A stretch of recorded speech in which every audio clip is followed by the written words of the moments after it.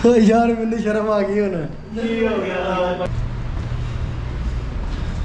ये फिलहाल चल ओके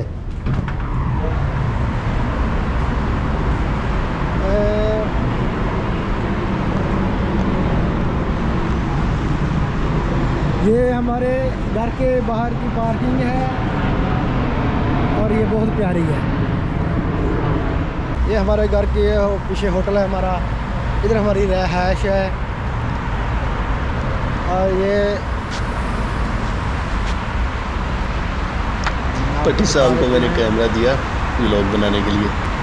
लगता है भट्टी साहब को सच में शर्म आ गई है। आप उनके स्टाइल से भी अंदाज़ा लगा सकते हो। और इसी हाल में वापस जा रहे हैं शर्माते हुए, और रूम में जाके मुझे कहते हैं कि भाई मैं व्लॉग नहीं बना सका, मुझे शर्म आ गई। तो आगे हम कंटिन्यू रखेंगे इसको इंशाल्लाह। बाद में जो कुछ शॉट्स लिए थे रूम्स के, कुकिंग के, और अपना रूम भी मैं आपके साथ दिखाऊंगा, वो शेयर करूंगा। खाने का कुछ हिस्सा है यादगिरी के तौर पे मैंने रिकॉर्ड किया था, वो भी आपके साथ शेयर करूंगा। भट्टी साहब अभी आ रहे हैं। शर्म आ गई होना ये पिछला ही चल रहा है की हो गया। अच्छा भट्टी साहब ਤੁਸੀਂ ਇਹ ਦੱਸੋ ਕਿੰਨੀ ਟਾਈਮ ਤੋਂ ਇੱਥੇ ਹੋ सऊदी अरब में? मुझे उर्दू पंजाबी से ही है। पंजाबी दस दो कोई मतलब मैंने 12-13 साल हो गए जी। 12-13 साल हो गए ਇੱਥੇ सऊदी अरब ਦੇ ਵਿੱਚ। हाँ जी। ਅੱਛਾ ਕਿਵੇਂ ਤੁਹਾਡਾ ਦਿਲਸ਼ਨ ਲੱਗ ਗਿਆ ਇੱਥੇ? शुरू तो ਦੱਸੋ। सुनो जी भट्टी साहब ਦਾ। हाँ 2010 में आया था भाई, 2010 में ज़हन सी गड्डी चलाने का। 2 साल तक गड्डी गुड्डी नहीं चलाई, मजदूरी की है अपना। अड्डे तो नहीं खलोंदे बंदे। हाँ कारपेंटर ते जेह्ड़ी दिहाड़ी लभ जे वो करीदी, कदे लभ गई कदे ना लभ गई, इंज सी। जब मैं आया था तो मैं बिल्कुल पतला सा था। 2 साल में फिर अपनी वो सेहत बनाई, फिर आड़ी बन गई। बाडी नहीं ढिड ढूडी वधिया है, बाडी नहीं बनी। उस तो बाद फिर लाइसेंस बना लिया, ड्राइविंग लाइसेंस। हाँ जी। उस तो बाद फिर उन्हें टेलीकॉम चाहिए। ਇੱਥੇ ਲੋਕਾਂ ਨੂੰ ਕੀ ਮਸ਼ਵਰਾ ਦੇਣ ਜੋ ਇਸ ਟਾਈਮ ਆਉਣਾ ਚਾਹੀਦਾ? ਬਹੁਤ ਸੇ YouTube ਤੋਂ ਡਰਾ ਰਹੇ ਨੇ, ਕੰਮ ਸ਼ਾਮ ਇੱਥੇ ਹੈ ਨਹੀਂਗਾ, ਲੋਕ ਖਰਾਬ ਹੋ ਰਹੇ ਨੇ। ਕਿਵੇਂ ਤੁਸੀਂ ਕੀ ਕਹਿੰਦੇ ਹੋ? ਤੁਹਾਡੇ ਨਜ਼ਰ ਆਏ ਸੀ ਉਸ ਟਾਈਮ ਬਿਹਤਰ ਸੀ ਜਾਂ ਹੁਣ ਬਿਹਤਰ ਕੰਮ ਸ਼ਾਮ ਲੱਭ ਜਾਂਦਾ ਇੱਥੇ? अगर तो तुसी काम करने वाले बंदे हो तो काम लभ ही जाना है। अगर तुसी सोना है तो पाकिस्तान सुते रहो तो बेहतर है ही है। बेहतर है, मेहनत मजदूरी करनी, जिथे लभ गया। हाँ लेकिन कोशिश करो तो लभ ही जाना। लभ ही जाना। तो वो भाई भी आ गए ने, तो घुमा रहे हो वो हमसे इमरान भाई आ गए ने और हम मिल लेते हैं। वालेकुम सलाम अल्हम्दुलिल्लाह। खैर मुबारक। भट्टी साहब का एक व्लॉग बना रहे हैं।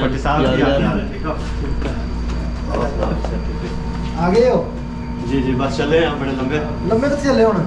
वाह लंबे चले हैं शुरू रे हाँ जी। यही सऊदी में हर शहर, हर कोना, हर पिंड, अल्हम्दुलिल्लाह हुन ना 1 महीने च भाई को सारा सौदा घुमा के ले। हर पिंड में पाकिस्तानी रहो, ਇੱਥੇ ਨਾ ਆਓ। हाँ जी। ਉਹ 4-5 ਲੱਖ ਹੈ ਉੱਥੇ ਹੀ ਰੱਖੋ। ਉੱਥੇ ਅਗਰ ਤੁਸੀਂ ਸੋਚਦੇ ਹੋ ਕਿ ਇੱਥੇ ਇੰਨੀ ਲੰਮੀ ਡਿਊਟੀ ਉੱਥੇ ਹੈ, ਸਹੀ ਆ। ਕਦੀ ਇਮਰਾਨ ਖਾਨ ਮਗਰ ਤੁਰ ਪੋ, ਕਦੀ ਨਵਾਜ਼ ਸ਼ਰੀਫ ਮਗਰ ਤੁਰ ਪੋ, ਆਹੋ। ਤੇ ਕੁੱਤਿਆ ਹੀ ਆ। ਮੇਰਾ ਜ਼ੇਨ ਇਹ ਮਜ਼ਾਕ ਗੱਡੀ ਚਲਾਉਣੀ ਹੈ। ਉਹ ਪਹਿਲੇ ਦਿਨ 4 ਦਿਨ ਤੇ ਮੁੰਡੇ ਲੈਣ ਆਏ ਪਿੰਡ ਦੇ ਬਾਹਰ ਬਣਾ ਕੇ। ਮੈਂ ਕਿ ਇੱਥੇ ਤੇ ਫਿਰਨਾ ਹੀ ਗੱਡੀਆਂ ਤੇ। ਲੇਕਿਨ ਜਦੋਂ ਛੁੱਟੀ ਲੰਘ ਗਈ ਜੁਮੇ ਦੀ, ਉਹ ਚਲੇ ਗਏ ਆਪਣੇ ਘਰਾਂ ਨੂੰ। ਫਿਰ ਪਤਾ ਲੱਗਾ ਪ੍ਰਦੇਸ਼ ਕੀ ਹੈ। ਪ੍ਰਦੇਸ਼ ਜਿਹੜੇ ਬਾਕੀ ਅੱਲਾ ਦਾ ਆਸਰਾ। ਇੱਥੇ ਨਾ ਤਾਂ ਕੋਈ ਜ਼ਾਤਾਂ ਤੇ ਨਾ ਕੋਈ ਗੱਲ ਨਾ ਬਾਤ, ਰਾਜਪੂਤੀ ਤੇ ਆ ਜੋ ਵੀ ਜ਼ਾਤਾਂ ਹੁੰਦੀਆਂ ਬਰਾਦਰੀਆਂ ਇਹ ਪਾਕਿਸਤਾਨ ਇਹ ਸਭ ਕੁਝ ਉੱਥੇ ਦਫਨਾ ਗਿਆ। ਇਹਦੇ ਤੇ ਛਿੱਤਰ ਬਹੁਤ ਫੇਰਦੇ ਲੋਕਾਂ ਦੇ। ਉਹ ਬਨ ਸੁਣੀ ਦੁਨੀਆ ਹੈ, ਗੱਲਾਂ ਸੁਣਨੀਆਂ ਪੈਂਦੀਆਂ ਤੇ ਗਾਣੇ ਸਭ ਕੁਝ ਹੁੰਦਾ ਆ। ਇੱਥੇ ਜਿਹੜਾ ਆਪਣੇ ਆਪ ਨੂੰ ਮਾਰੇਗਾ ਉਹੀ ਕਾਮਯਾਬ ਹੋਏਗਾ। ਹਾਂਜੀ। ਜਿਹੜਾ ਹੋਰ ਕੋਈ ਗੱਲ ਦੱਸੋ ਇੱਥੇ ਕਾਨੂੰਨ ਦੇ ਹਿਸਾਬ ਨਾਲ ਕਾਨੂੰਨ ਭਾਈ ਇੱਥੇ ਬਿਲਕੁਲ ਮੀਆਂ ਸਖਤ। हाँ कानून ਨੂੰ ਮੰਨਣਾ ਪੈਣਾ। कानून सऊदियों वास्ते भी हो, साढ़े वास्ते भी हो। बिल्कुल। पकाने का सामान रेडी कर रहे हैं काम से आके अभी। देखें इसके बाद हम खाना खाएंगे।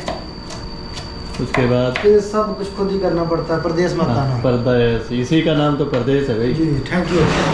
ये खुद बनानी है जी। प्याज टमाटर ये देखें सब कुछ काटना है। मच्छी ब्लॉग बना दो। हाँ। और ये भाई अपना आज की बना रहे हैं जी?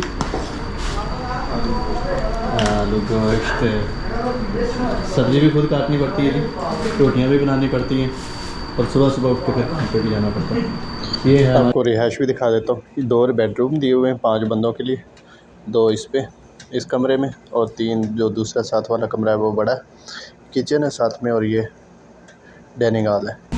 बाकी खूबसूरत मुल्क है, अल्लाह दा कर रहे हर सब टाइम तो बड़ी गल है अजान दी आवाज़ आती है, एडी सोहनी आवाज़। नमाज आन की बात नहीं, लेकिन असी फिर भी पढ़न जाते ये भी वेखना अल्लाह गल ताला ये भी अल्लाह ताला सानू हदायत देवे हदायत देवे, ते नमाज पढ़ाई नमाज पढ़िया करो। नमाज पढ़ोगे तो भट्टी साहब बरकत आती है। थोड़े ब्लॉग में की लेके आए भट्टी साहब?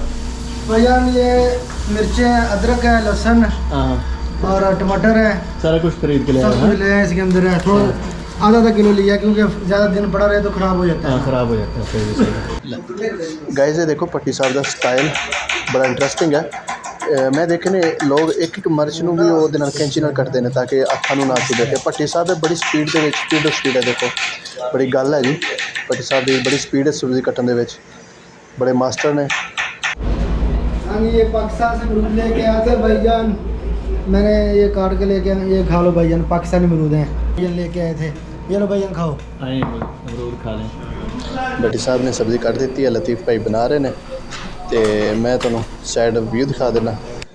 विंडो का व्यू है जी आउटसाइड तो। सामने काम हो रहा है, लेबर काम कर रही है। साढ़े किचन तो बाहर दी साइड का विंडो का व्यू। यह किचन है सामने। हुण भट्टी साहब सब्ज़ी कट के बैठ गए ने उत्थे, सिगरेट वगैरह पीणगे एक दो, फिर आएंगे गपशप लाएंगे। टावरों के ऊपर बहुत मसला काम है। मसला है उसमें, क्या मसला है यार? आप 7 जल्दी मीटर का टावर होता है, 8 बजे जाते हो और वो- जल्दी।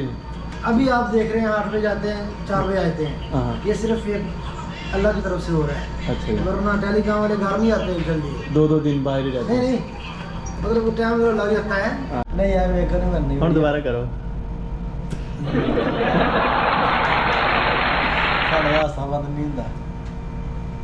जी गाइस, फिर शाम को देखें इस तरह सारे दोस्त इकट्ठे हो जाते हैं, काम से आते हैं तो फिर मिलकर इसी तरह एक जगह पे सारे खाते हैं, चाहे बिरयानी बनाएं चाहे कोई जो भी डिश हो। इस तरह हंसी मजाक करते हुए एक साथ में बैठ के खाते हैं। तो सुबह फिर अलग अलग नाश्ता होता है, क्योंकि सुबह जाने का टाइम मुख्तलिफ होता है। शाम को रात को फिर इस तरह इकट्ठे होते हैं और सब मिलजुल के इस तरह खाते हैं। तो ये है जी हमारी परदेश वाले भाइयों की ज़िंदगी और लाइफ। छोटा सा मिनी व्लॉग आपके साथ शेयर किया। आप को ये व्लॉग हमारा किस तरह का लगा, अपने राय कमेंट में दे सकते हैं। अपना ख्याल रखें, चैनल को सब्सक्राइब भी कर लें। नेक्स्ट वीडियो में मिलेंगे आपके साथ। अस्सलाम वालेकुम वरहमतुल्लाहि वबरकातुहू।